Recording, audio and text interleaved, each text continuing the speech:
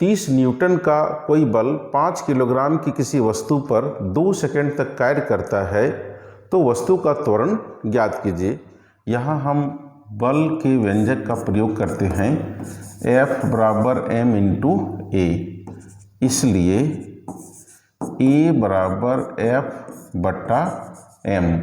यहाँ बल 30 न्यूटन एवं द्रव्यमान 5 किलोग्राम है तो त्वरण 6 मीटर पर सेकंड स्क्वायर होगा। यदि दो वस्तु A और B के द्रव्यमान क्रमशः 6 किलोग्राम और 34 किलोग्राम हो तो जैसा कि हम जानते हैं कि किसी वस्तु का जड़त्व उसके द्रव्यमान की माप होती है। यहाँ A एवं B में से हम देख रहे हैं कि B का द्रव्यमान अधिक है, इसलिए B का जड़त्व भी अधिक होगा, तो इसका विकल्प दूसरा सही होगा।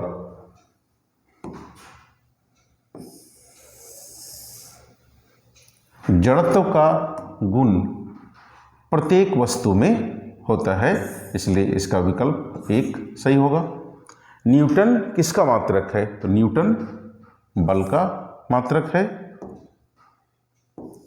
किसी गतिशील पिंड का वेग आधा करने से उसका संवेग हो जाता है।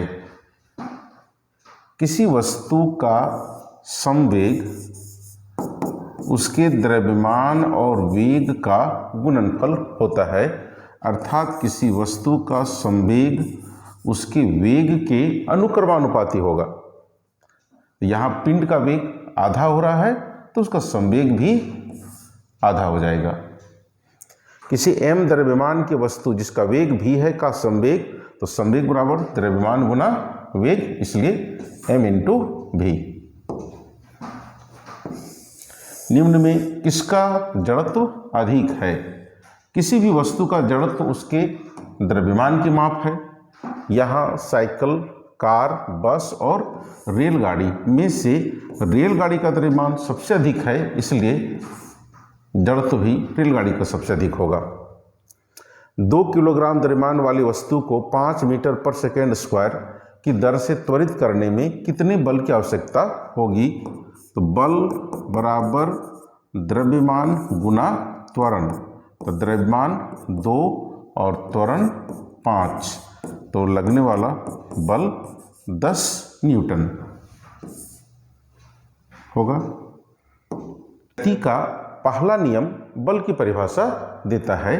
गति का पहला नियम बताता है कि कोई वस्तु अगर विराम में है तो वह विराम में ही होगा, अगर एक समान गति की अवस्था में है तो वह गति की अवस्था को बनाए रखेगा जब तक कि उस पर कोई बाहरी असंतुलित बल कार्य न करता हो। हम इसी से बल की परिभाषा निकालते हैं कि बल वह भौतिक कारक है जो किसी वस्तु पर लगकर उसकी विराम की अवस्था को अथवा एक समान गति की अवस्था को बदल देता है या बदलने की चेष्टा करता है। इसलिए गति का पहला नियम बल की परिभाषा देता है।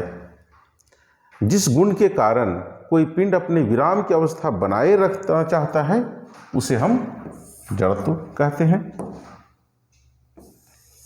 1 न्यूटन किसके बराबर होता है? जैसा हमें ज्ञात है बल का व्यंजक F बराबर m इंटू ए होता है। बल का मात्रक न्यूटन, द्रव्यमान का मात्रक किलोग्राम और त्वरण का मात्रक मीटर प्रति सेकेंड स्क्वायर। तो 1 न्यूटन बराबर 1 किलोग्राम गुना 1 मीटर पर सेकेंड स्क्वायर, अर्थात 1 किलोग्राम मीटर पर सेकेंड स्क्वायर। तो यहाँ इसका पहला विकल्प सही होगा। 4 वस्तुओं A, B, C एवं D के द्रव्यमान क्रमशः 6, 10, 15 एवं 18 किलोग्राम है। किसका जड़त्व सबसे अधिक होगा?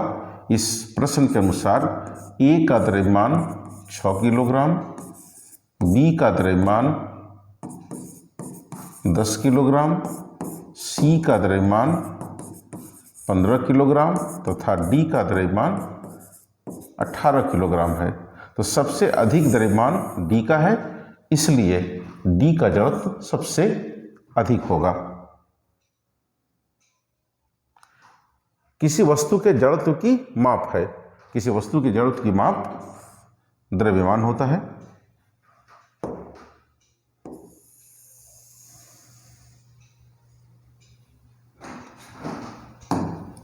चार किलोग्राम द्रव्यमान वाली वस्तु को 2 मीटर पर सेकेंड स्क्वायर की दर से त्वरित करने में कितने बल की आवश्यकता होगी? तो बल F बराबर द्रव्यमान 4 किलोग्राम गुना त्वरण 2 मीटर पर सेकेंड स्क्वायर अर्थात 8 न्यूटन बल की आवश्यकता होगी। न्यूटन के गति का कौन सा नियम बल का व्यंजक देता है? हम गति के दूसरे नियम से बल का व्यंजक प्राप्त करते हैं।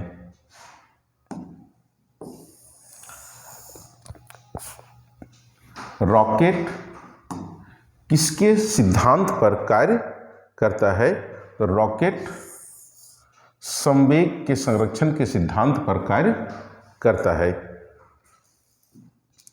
किसी गतिशील पिंड का संवेग व्यक्त किया जाता है, तो संवेग बराबर द्रव्यमान गुना वेग होता है।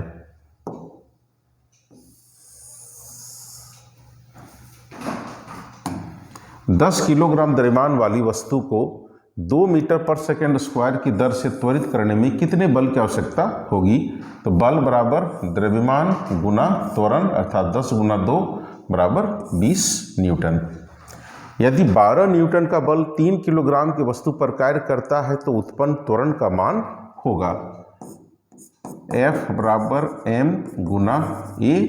इस आधार पर हम कह सकते हैं कि a बराबर F बटा m। यहाँ बल 12 न्यूटन है और द्रव्यमान 3 किलोग्राम, तो उत्पन्न त्वरण 4 मीटर पर सेकेंड स्क्वायर होगा। किसी वस्तु को त्वरित करने के लिए किस बल की आवश्यकता होती है? किसी भी वस्तु को त्वरित करने के लिए हमें असंतुलित बल की आवश्यकता होती है, क्योंकि संतुलित बल की अवस्था में किसी वस्तु पर बल लगता ही नहीं है। ऐसी स्थिति में त्वरण शून्य होता है। आवेग बल गुना समय को हम आवेग कहते हैं।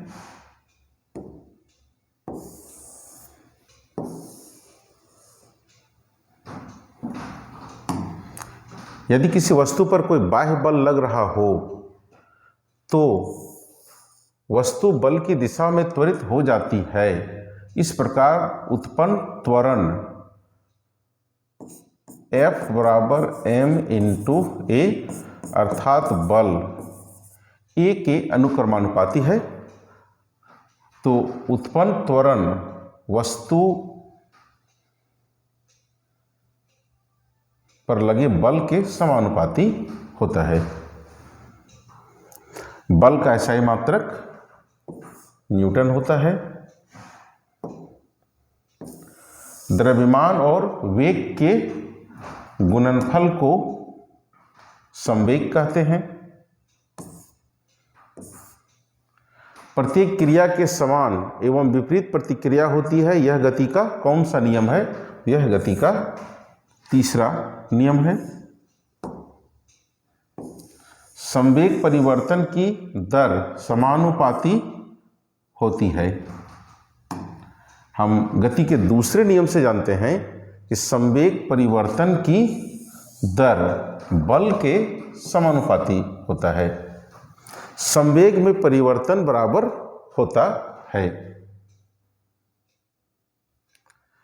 किसी वस्तु के संवेग में परिवर्तन अर्थात mv माइनस mu, जहाँ v अंतिम वेग तथा u प्रारंभिक वेग है। हम इसे ऐसे लिख सकते हैं mv minus u, mv minus u। हम अगर t से इसको भाग दे दें और t से गुना कर दें तो रिजल्ट में कोई अंतर नहीं होगा।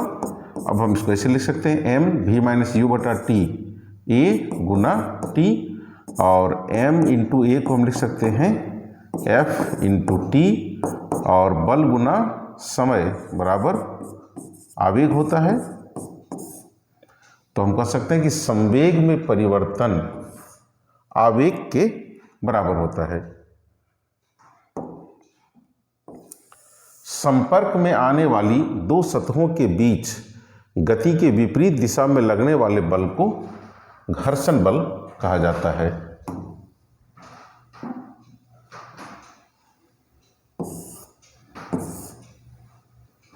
बल द्रव्यमान तथा त्वरण के संबंध हैं F बराबर m इंटू ए।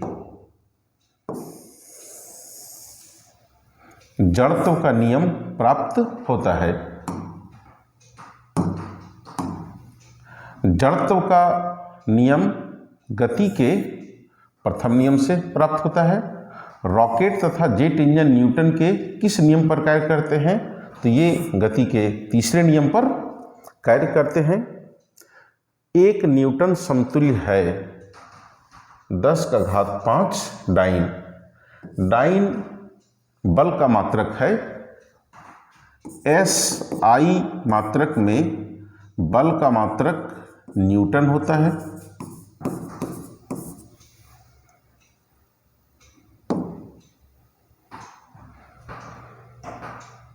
एक न्यूटन समतुल्य है 10⁵ डाइन। SI मात्रक में बल का मात्रक न्यूटन तथा CGS यूनिट में बल का मात्रक डाइन होता है। अर्थात जब हम दूरी को सेंटीमीटर में, द्रव्यमान को ग्राम में और समय को सेकंड में मापते हैं तो बल को डाइन में मापते हैं।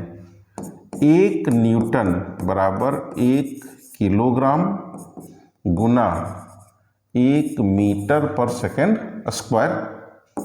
1 किलोग्राम को ग्राम में अगर बदलेंगे तो 1000 ग्राम, मीटर को अगर सेंटीमीटर में बदलेंगे तो 100 सेंटीमीटर, अर्थात 1 2 3 4 5 शून्य होगा ये। अब हम इसको डाइन में लिखेंगे, अर्थात 10⁵5 डाइन।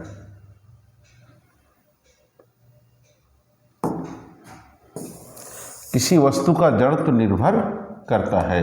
तो किसी वस्तु का जड़त्व उसके द्रव्यमान पर निर्भर करता है। 6 किलोग्राम द्रव्यमान के वस्तु पर 36 न्यूटन का बल लगाने से उत्पन्न त्वरण, तो त्वरण A बराबर F बटा m। यहाँ बल 36 न्यूटन और द्रव्यमान 6 किलोग्राम, तो 36 बटा 6 मीटर पर सेकंड स्क्वायर, अर्थात 6 मीटर पर सेकंड स्क्वायर। 5 किलोग्राम द्रव्यमान के पिंड पर 200 न्यूटन का बल लगाने से उसमें उत्पन्न त्वरण क्या होगा? तो यह भी उसी तरीके से हल हो जाएगा।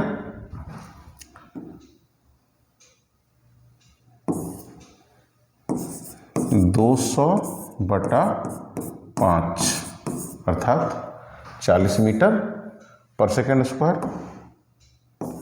किसी वस्तु पर बल लगने से निम्न में से कौन सा प्रभाव उत्पन्न होता है? अगर किसी वस्तु पर बल लगे तो उसकी गति बदल सकती है, उसकी दिशा भी बदल सकती है और उसके आकार में भी परिवर्तन हो सकता है। इसलिए इसका विकल्प सही होगा इनमें से सभी। संतुलित बल की स्थिति में त्वरण होता है। संतुलित बल की स्थिति में कोई त्वरण उत्पन्न नहीं होता है, इसलिए इसका सही उत्तर होगा 0। असंतुलित बल की स्थिति में त्वरण होता है 0, धनात्मक, ऋणात्मक, उपर्युक्त सभी। अगर किसी वस्तु पर असंतुलित बल लगे तो ये तीनों स्थितियां हो सकती हैं। 0 त्वरण भी हो सकता है, धनात्मक भी हो सकता है और ऋणात्मक भी संभव है।